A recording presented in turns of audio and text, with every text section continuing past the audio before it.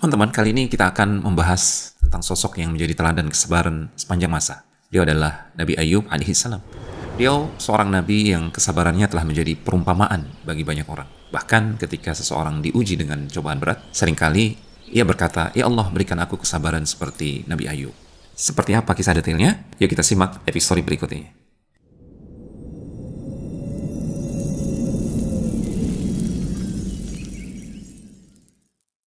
Nabi Ayyub adalah keturunan Nabi Ibrahim alaihissalam. Menurut pendapat yang paling masyhur, beliau berasal dari garis keturunan Yusuf bin Ishaq bin Ibrahim.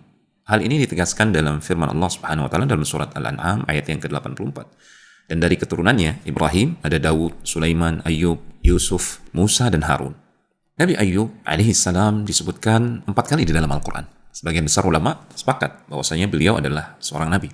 Allah menyebutnya bersama para nabi lainnya dalam surat An-Nisa ayat yang ke-163. Sesungguhnya kami telah mewahyukan kepadamu sebagaimana kami telah mewahyukan kepada Nuh alaihissalam dan nabi-nabi setelahnya. Dan kami telah mewahyukan kepada Ibrahim, Ismail, Ishak, Yakub, anak-anak cucunya, Isa dan Ayyub. Namun Al-Quran tidak menyebutkan secara rinci tentang kepada siapa Nabi Ayyub diutus, bagaimana dakwahnya, atau bagaimana umatnya merespon ajaran beliau. Oleh karena itu, ada sebagian pendapat dari kalangan ulama yang menyatakan bahwasanya beliau mungkin bukan seorang nabi, melainkan seorang hamba Allah yang saleh, seperti Luqman dan Dzulqarnain. Meski demikian, mayoritas ulama menyatakan bahwasanya Nabi Ayyub adalah seorang nabi, dan kesabarannya menjadi pelajaran yang abadi buat kita semua.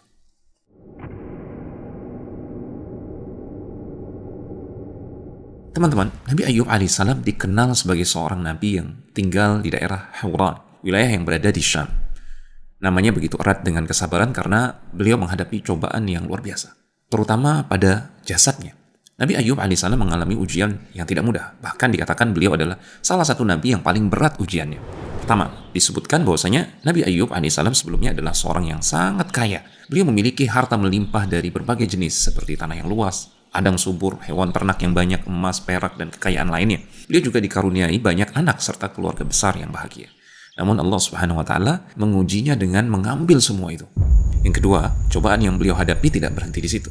Tubuh Nabi Ayyub alaihissalam juga diuji dengan penyakit yang sangat berat. Dikatakan bahwasanya hampir seluruh bagian tubuhnya terkena penyakit, kecuali lidah dan jantung beliau yang terus digunakan untuk mengingat dan memuji Allah Subhanahu wa taala. Yang ketiga, ujian yang beliau alami juga berlangsung sangat lama sekali. Waktu yang panjang ini membuat banyak orang yang awalnya berempati dan mendukung perlahan menjauh. Dan yang keempat, bahkan orang-orang yang biasa menjenguk beliau di awal-awal masa sakit akhirnya berhenti karena merasa bosan atau khawatir tertular penyakit. Kondisi ini adalah ujian lain bagi Nabi Ayyub alaihissalam, di mana hampir semua orang meninggalkan beliau. Para ahli sejarah berbeda pendapat tentang berapa lama Nabi Ayyub alaihissalam mengalami ujian tersebut. Ada yang mengatakan 3 tahun, ada pula yang menyebutkan 7 tahun, bahkan ada yang menyebut 18 tahun. Namun, semua pendapat ini sebenarnya tidak memiliki landasan yang kuat dari Al-Quran maupun hadis Nabi, karena tidak ada keterangan pasti dari Allah Subhanahu wa taala dan Rasulnya. Maka perbedaan ini hanya dugaan semata. Yang kita ketahui dengan yakin adalah bahwa Nabi Ayyub alaihissalam benar-benar diuji dengan cobaan yang berat dan lama. Meskipun menghadapi ujian yang berat, Nabi Ayyub tetap sabar dan mengharapkan pahala dari Allah Tabaraka wa taala. Beliau terus memperbanyak zikir, siang maupun malam, tanpa sedikit pun keluhan. Lidah dan hatinya senantiasa dipenuhi dengan nama Allah, bahkan di tengah penderitaan yang luar biasa. Rasulullah SAW bersabda, manusia yang paling berat cobaannya adalah para nabi, kemudian orang-orang saleh, lalu yang berikutnya sesuai dengan kadar keimanan mereka. Seorang hamba diuji sesuai dengan tingkat kekuatan agamanya. Jika ia memiliki kekuatan iman yang kokoh, maka cobaannya diperberat oleh Allah Subhanahu wa taala. Oleh karena itu, ujian berat yang menimpa Nabi Ayyub alaihissalam bukanlah tanda bahwasanya Allah tidak mencintai beliau. Justru sebaliknya, ujian ini adalah bukti kasih sayang Allah Subhanahu wa taala kepada hambanya. Rasulullah SAW pernah bersabda, "May yuridillahu bihi khairan yusib minhu." Barang siapa yang dikehendaki kebaikan oleh Allah Subhanahu wa taala untuknya, maka ia akan diberi ujian oleh Allah Tabaraka wa taala. Hadis sahih diriwayatkan oleh Imam Al-Bukhari.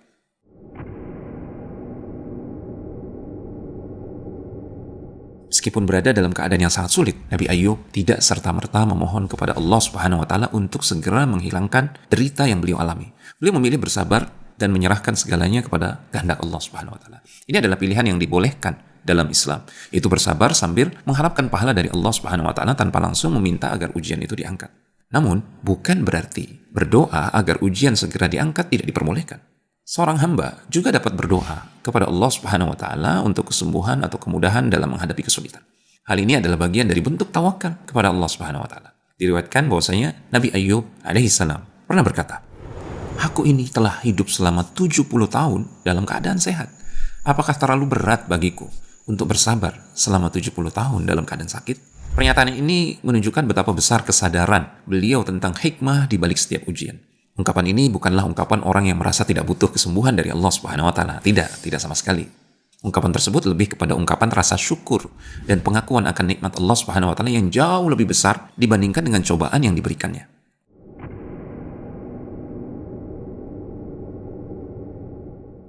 Ada satu sosok yang selalu setia berada di sisi beliau. Istri beliau. Ia tidak pernah meninggalkan Nabi Ayub alaihissalam meskipun dalam keadaan yang sangat sulit. Istri beliau menjadi pendamping setia yang mendukungnya dalam menghadapi segala cobaan. Istri Nabi Ayub adalah sosok yang luar biasa. Meskipun ujian itu begitu berat dan berlangsung lama, ia tetap menjalankan tugasnya sebagai seorang istri dengan sebaik-baiknya. Kesulitan yang dialami oleh Nabi Ayub alaihissalam tidak hanya menguji dirinya, tapi juga istrinya yang dikenal setia. Istri beliau terus berusaha memenuhi kebutuhan suaminya meskipun keadaan semakin sulit. Ia bekerja untuk mendapatkan makanan, namun lama-kelamaan orang-orang mulai menjauhinya. Bahkan mereka takut tertular penyakit Nabi Ayub karena sering bolak-balik menjenguk suaminya. Ketika semua usaha tidak membuahkan hasil, sang istri akhirnya mengambil langkah terakhir. Konon, istri Ayub alaihissalam memiliki rambut yang sangat indah. Ia menjual rambutnya yang indah. 2 kepang rambut panjangnya yang begitu berharga dijual kepada salah seorang wanita dari kalangan orang kaya. Dengan uang itu, ia kemudian membeli makanan untuk dirinya dan suami tercinta Ayub alaihissalam. Makanan yang istimewa. Hari itu, ia membawa makanan yang berbeda dari biasanya. Makanan yang lebih baik dari yang biasa ia sajikan untuk sang suami. Ketika Nabi Ayub alaihissalam melihatnya, ia merasa curiga dan bertanya, dari mana makanan itu berasal? Sang istri awalnya enggan untuk menjawab. Tetapi ketika Nabi Ayub alaihissalam bersumpah tidak akan makan sebelum diberitahu, ia akhirnya membuka penutup kepalanya dan memperlihatkan bahwasanya ia telah menjual 2 kepang rambutnya yang indah. Melihat pengorbanan istrinya yang begitu besar, Nabi Ayub merasa sangat tersentuh. Ia pun menengadahkan tangannya ke langit dan berdoa sepenuh hati. Anni massani ad-dur wa anta arhamur rahimin. Ya Allah, ya Tuhanku, sesungguhnya aku telah ditimpa kesusahan dan hanya Engkaulah Tuhan yang Maha Penyayang di antara semua yang penyayang. Keluh kesah dan doa beliau ini disebutkan dalam surat Al-Anbiya ayat yang ke-83. Teman-teman, keluh kesah Nabi Ayub dalam doanya ini bukanlah karena ketidaksabaran beliau menahan derita sakit yang berkepanjangan. Tidak. Tapi karena beliau melihat penderitaan istrinya. Beliau memohon agar Allah Subhanahu wa taala mengakhiri cobaan ini, bukan semata-mata untuk dirinya, tetapi untuk kebaikan istrinya yang begitu setia mendampinginya. Nabi Ayub alaihissalam khawatir lama-kelamaan istrinya tak lagi bisa bersabar. Dan itu wajar sebagai manusia biasa yang lemah. Apalagi beliau seorang wanita. Inilah yang menjadi sebab kenapa akhirnya Nabi Ayub alaihissalam berdoa memohon kesembuhan dari Allah Subhanahu wa taala. Setelah bertahun-tahun beliau memilih untuk bersabar.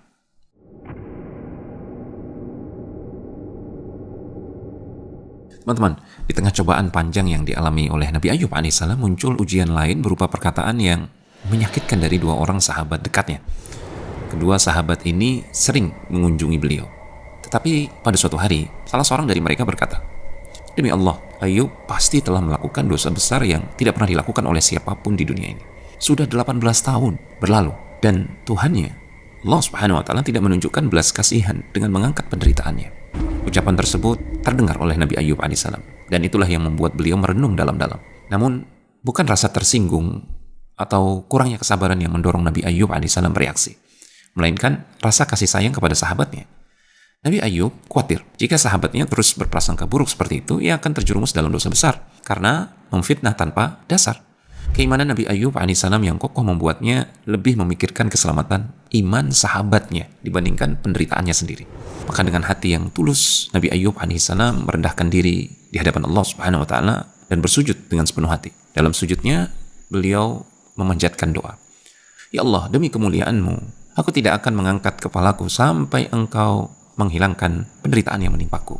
Doa ini bukanlah wujud ketidaksabaran atau keluhan atas ujiannya, melainkan permohonan agar Allah Subhanahu wa taala mengangkat penderitaannya demi kebaikan orang-orang di sekitarnya, terutama sahabatnya. Nabi Ayub alaihissalam tidak ingin ujian yang diberikan kepadanya menjadi penyebab dosa bagi orang lain. Sebagian orang mungkin bertanya, apakah keluh kesah Nabi Ayub dalam doanya sebagaimana disebutkan dalam Al-Quran bertentangan dengan sifat sabar yang Allah sandangkan untuk beliau? Jawabannya adalah tidak. Doa Nabi Ayub alaihissalam sama sekali tidak bertentangan dengan kesabaran. Kesabaran bukan berarti seseorang tidak boleh berdoa kepada Allah, tidak boleh berkeluh kesah kepada Allah. Sebaliknya, doa dan keluh kesah kepada Allah adalah bagian dari sikap sabar seorang hamba. Kesabaran adalah ketika seseorang menahan diri dari berkeluh kesah kepada makhluk dan tetap bersandar sepenuhnya kepada Allah Subhanahu wa taala. Sedangkan berdoa, mengungkapkan kelemahan diri di hadapan Allah dan memohon pertolongannya adalah wujud tawakal yang sempurna, bukan tanda ketidaksabaran.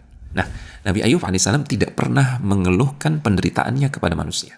Dia tidak pernah meminta belas kasihan atau mencurahkan keluhannya kepada makhluk. Sebaliknya, beliau memilih untuk hanya mengadu kepada Allah Subhanahu wa taala, sang pemilik segala urusan.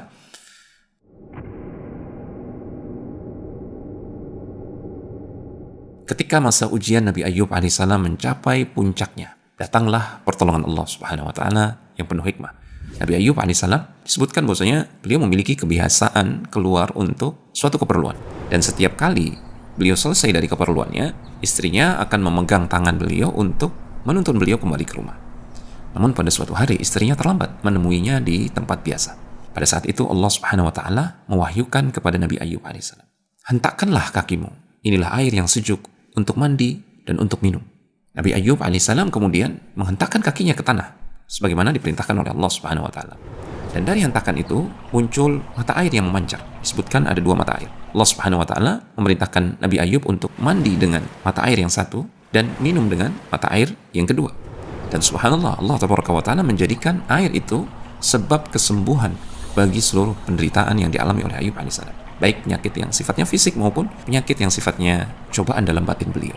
Teman-teman, ketika istri beliau akhirnya tiba, ia mendapati suaminya sudah dalam keadaan yang berbeda. Nabi Ayub telah pulih sepenuhnya. Bahkan penampilannya lebih baik dari sebelumnya. Ketika melihat beliau, istrinya hampir tidak mengenali bahwa pria yang berdiri di hadapannya adalah suaminya yang selama ini menderita sakit. Dengan penuh keheranan, ia bertanya, "Semoga Allah Subhanahu wa taala memberkahimu. Apakah engkau melihat Nabi Ayub, Nabi Allah Subhanahu wa taala yang dulu terkena cobaan? Demi Allah yang Maha Kuasa, aku belum pernah melihat seseorang yang lebih mirip dengannya ketika ia masih sehat daripada dirimu ini." Maka laki-laki itu pun menjawab, "Aku adalah dia.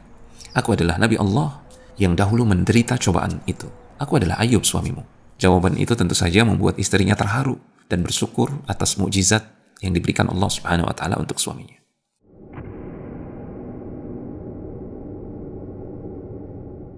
Teman-teman, setelah Allah Subhanahu wa taala menyembuhkan Nabi Ayub alaihissalam dari ujian yang panjang, dia memberikan karunia yang besar kepada Nabi Ayub sebagai wujud rahmatnya.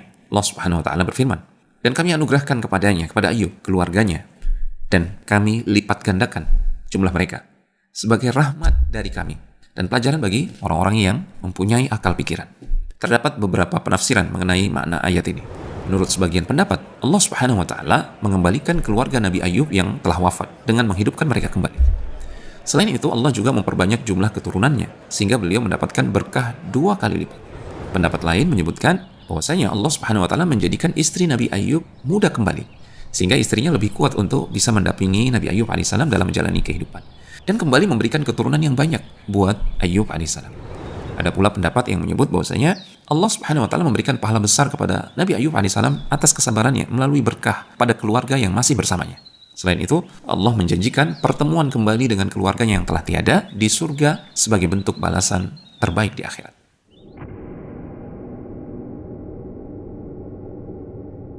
Teman-teman, setelah menyembuhkan Nabi Ayub alaihissalam dan mengembalikan keluarganya, Allah memberikan perintah kepada Nabi Ayub yang terkait dengan sumpah yang pernah beliau ucapkan. Dalam Al-Quran, Allah Subhanahu wa taala menyebutkan, "Ambillah seikat rumput dengan tanganmu, lalu pukullah dengan itu, dan janganlah engkau, wahai Ayub, melanggar sumpahmu. Sungguh kami mendapati Ayub seorang yang sabar. Dialah sebaik-baik hamba. Sungguh dia sangat taat dan senantiasa kembali kepada Allah Subhanahu wa taala."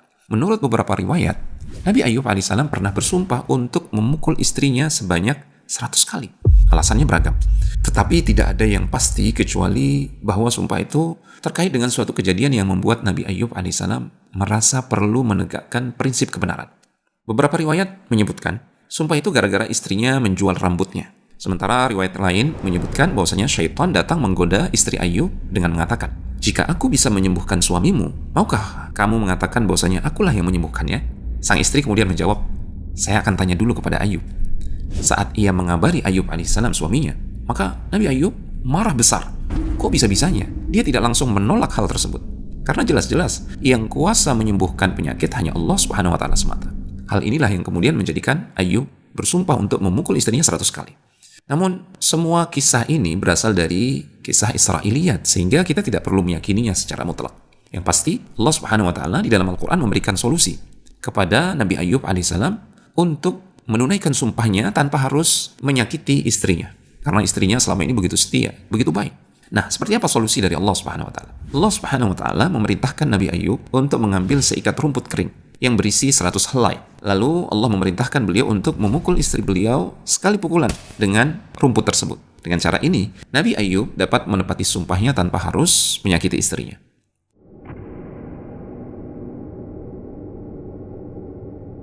Teman-teman, setelah Allah Subhanahu wa taala menyembuhkan Nabi Ayub alaihissalam dan mengembalikan nikmat-nikmat yang dulu pernah hilang, Allah memberikan karunia tambahan yang sangat istimewa. Rasulullah SAW menyebutkan hal ini dalam sabdanya. Ketika Nabi Ayub alaihissalam sedang mandi, tiba-tiba turunlah sekumpulan belalang, dan belalang itu terbuat dari emas. Nabi Ayub alaihissalam lantas mengumpulkan belalang-belalang emas itu ke dalam kainnya. Kemudian Allah Subhanahu wa taala berfirman kepada Ayub, wahai Ayub, bukankah aku telah mencukupimu dengan karunia yang aku telah berikan kepadamu? Ya, kenapa mesti mengumpulkan emas lagi? Kekayaanmu sudah dikembalikan. Kira-kira seperti itu. Maka Nabi Ayub alaihissalam menjawab, benar ya Allah, namun aku tidak bisa pernah merasa cukup dari keberkahanmu. Jadi Nabi Ayub menganggap belalang-belalang yang turun, yang terbuat dari emas itu, turun dari Allah Subhanahu wa taala, dan itu adalah keberkahan dari Allah.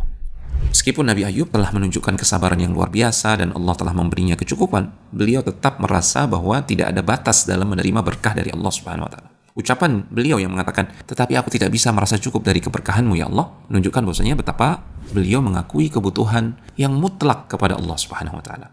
Bahkan dalam kondisi berlimpah sekalipun. Kisah belalang emas Nabi Ayub adalah bukti bahwasanya rahmat Allah tidak terbatas dan Allah Maha Kaya, dan setiap ujian yang dihadapi dengan sabar akan berakhir dengan keberkahan yang melimpah.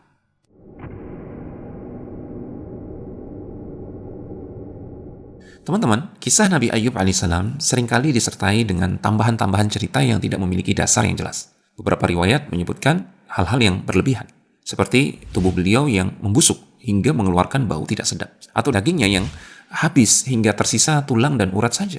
Bahkan ada yang mengatakan bahwa beliau dilemparkan oleh kaumnya ke tempat sampah karena kondisinya dianggap menjijikkan sekali. Sebagian cerita lain bahkan mengklaim bahwasanya tubuh Nabi Ayub dipenuhi ulat belatung, dan ketika beliau hendak sholat, ulat-ulat itu beliau bersihkan sementara dari tubuh beliau, dikumpulkan di sebuah tempat, kemudian beliau sholat, dan setelah sholat, ulat-ulat itu beliau letakkan kembali ke tubuh beliau. Semua kisah ini berasal dari sumber-sumber Israiliyat yang tidak memiliki landasan kuat, baik di dalam Al-Quran maupun dalam hadis Rasulullah SAW. Jika hal tersebut benar, maka siapa yang sudi dekat dengan Ayub alaihissalam? Siapa yang akan mendengar dakwah beliau? Padahal tujuan Allah Subhanahu wa taala mengutus Nabi adalah untuk berdakwah, menuntun manusia ke jalan Allah Tabaraka wa taala. Sebagai umat Islam, kita hanya meyakini apa yang disebutkan oleh Allah Subhanahu wa taala di dalam Al-Quran dan apa yang telah dijelaskan oleh Rasulullah SAW dalam hadis-hadis yang sahih. Allah Subhanahu wa taala menguji Nabi Ayub alaihissalam dengan penyakit yang berat, kehilangan harta, dan cobaan yang panjang. Tetapi tidak pernah disebutkan bahwasanya beliau mengalami kondisi yang menjijikkan atau diasingkan karena tubuhnya dipenuhi oleh ulat dan belatung.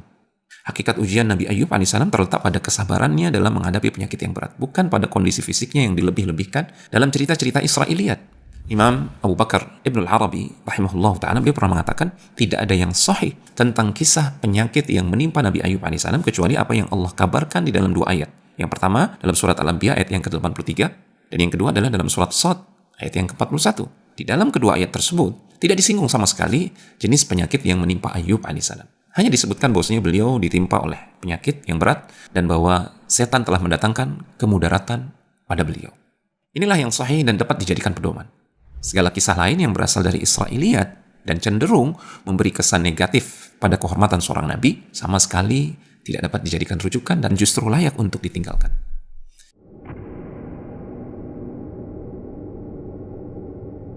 Pelajaran yang pertama, cobaan yang berat tidak menjadi alasan untuk berputus asa, tetapi justru menjadi ladang pahala bagi orang yang bersabar dan bertawakal kepada Allah Subhanahu wa taala. Pelajaran yang kedua, ujian yang diberikan kepada hamba-hamba Allah Subhanahu wa taala yang dicintai Ini ibarat emas yang dimasukkan ke dalam api. Api tersebut akan membersihkan emas dari kotoran dan membuatnya menjadi murni. Demikian pula ujian membersihkan seorang mukmin dari dosa-dosanya hingga ia menjadi lebih dekat kepada Allah dan lebih berharga. Pelajaran yang ketiga, kesabaran istri Nabi Ayub alaihissalam adalah bukti bahwasanya ujian berat tidak hanya datang kepada seorang individu, tetapi bisa juga menguji seluruh keluarga.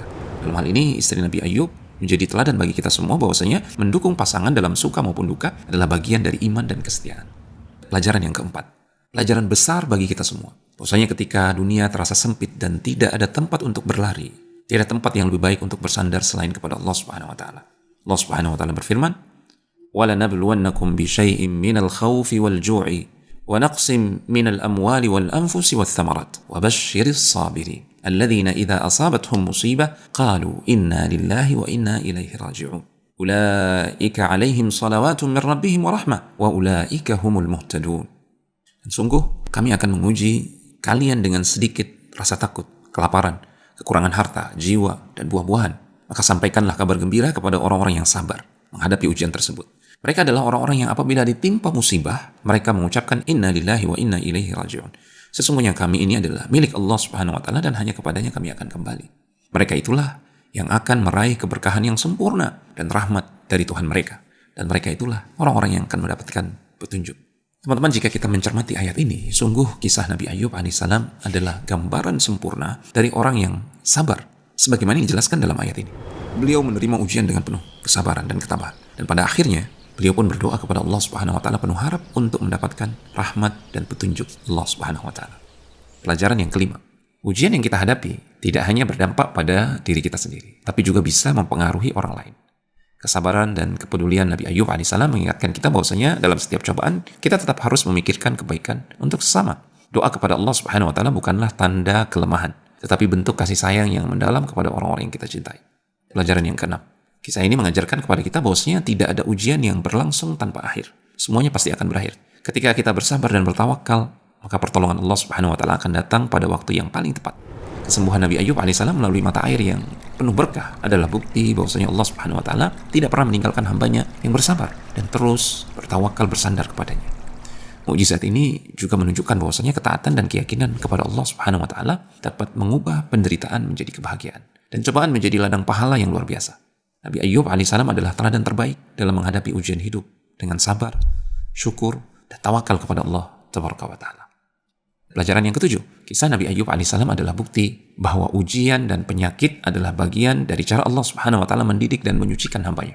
Penyakit beliau adalah ujian yang berat, tapi tetap dalam batas kewajaran bagi seorang nabi yang mulia. Sebagai seorang yang diutus untuk menjadi teladan bagi manusia, Nabi Ayub alaihissalam tetap menjaga kehormatan dan kemuliaannya di hadapan kaumnya, sehingga tidak ada alasan untuk menggambarkan beliau dalam kondisi yang tidak layak. Cobaan berat tidak mengurangi kemuliaan seseorang di sisi Allah Subhanahu wa taala, tetapi justru dapat menjadi jalan menuju kedudukan yang lebih tinggi di akhirat kelak. Pelajaran yang ke-8. Doa Nabi Ayub mengajarkan kepada kita bahwasanya bersabar bukan berarti diam tanpa berbuat apa-apa. Sabar adalah menahan diri dari mengeluh kepada makhluk dan tetap mengarahkan hati hanya kepada Allah Subhanahu wa taala. Jika kita menghadapi ujian, mengadu dan memohon kepada Allah adalah langkah yang benar dan mencerminkan keimanan yang kokoh. Kesabaran Nabi Ayub alaihissalam yang digabungkan dengan doa yang penuh keikhlasan menjadikannya teladan abadi dalam menghadapi ujian kehidupan. Allah Subhanahu wa taala mengabadikan kesabaran Nabi Ayub dalam Al-Qur'an untuk mengajarkan kepada kita semua bahwasanya doa adalah kekuatan terbesar seorang hamba yang berserah diri kepada Allah Tabaraka wa taala. Pelajaran yang ke-9. Doa Nabi Ayub alaihissalam mengajarkan kepada kita pentingnya adab dalam bermunajat, dalam berkomunikasi, dalam doa dengan Allah Subhanahu wa taala. Meskipun segala sesuatu terjadi atas izin dan kehendak Allah, seorang hamba yang tawakal dan penuh adab akan memilih kata-kata yang menunjukkan penghormatan dan pengagungan kepada Allah Subhanahu wa taala. Teman-teman, dalam Islam ada prinsip penting dalam menyikapi kebaikan dan keburukan. Kebaikan disandarkan sepenuhnya kepada Allah Subhanahu wa taala karena Allah adalah sumber segala kebaikan. Adapun keburukan tidak disandarkan langsung kepada Allah Subhanahu wa taala meskipun terjadi atas kehendaknya. Sebagai bentuk penghormatan kepada Allah Subhanahu wa taala, Rasulullah SAW mengajarkan dalam doanya, kebaikan semuanya ada di tanganmu ya Allah, sedangkan keburukan tidak disandarkan kepadamu. Hal ini serupa dengan apa yang dikatakan oleh Nabi Ibrahim dalam Al-Quran. Wa idza maridtu fahuwa yashfin. Dan bila aku sakit, dialah Allah yang menyembuhkanku. Nabi Ibrahim tidak mengatakan wa idza amradani, dan jika Allah yang membuatku sakit, Meskipun jelas bahwa segala sesuatu termasuk penyakit terjadi atas kehendak Allah. Namun, sebagai bentuk adab kepada Allah, Nabi Ibrahim hanya menyandarkan kesembuhan kepada Allah Taala tanpa menyebutkan bahwasanya Allah yang menyebabkan terjadinya penyakit tersebut. Pelajaran yang ke-10, bahwa Allah Subhanahu wa taala tidak ingin menjadikan hukum agama sebagai beban yang berlebihan. Karena Allah Subhanahu wa taala dalam firman-Nya menyatakan, barang siapa yang bertakwa kepada Allah Subhanahu wa taala, niscaya Allah Subhanahu wa taala akan memberikan jalan keluar baginya. Allah memberikan kemudahan kepada Nabi Ayub alaihissalam untuk menepati sumpahnya. Karena tujuan utama dari sumpah adalah menegakkan kebenaran, bukan untuk menciptakan penderitaan. Pelajaran yang ke-11. Kisah ini juga mengajarkan bahwasanya bahkan dalam konflik sekalipun, seorang suami atau istri harus tetap memperhatikan keadilan dan kasih sayang kepada pasangannya. Nabi Ayub alaihissalam tidak pernah berniat untuk menyakiti istrinya. Dan dengan hikmah dari Allah Subhanahu wa taala, sumpahnya dapat ditepati tanpa harus menyakiti siapapun juga. Teman-teman, demikianlah kisah penuh hikmah tentang Nabi Ayub alaihissalam. Teladan kesabaran yang luar biasa. Dari beliau kita belajar bahwa di balik setiap ujian selalu ada rahmat Allah Subhanahu wa taala yang tak terhingga bagi hambanya. Bagi hamba yang bersabar, bagi hamba yang bertawakal. Nah, teman-teman, jika kisah ini menginspirasi, jangan ragu untuk berbagi di kolom komentar. Dan jangan lupa tuliskan juga usulan kalian, kisah apa saja yang ingin kami bahas di video berikutnya. Dan seperti biasa, kisah kita kali ini dalam Epic Story adalah hasil usulan teman-teman di kolom komentar. Barakallahu fikum. Sampai jumpa di Epic Story berikutnya. Assalamualaikum warahmatullahi wabarakatuh.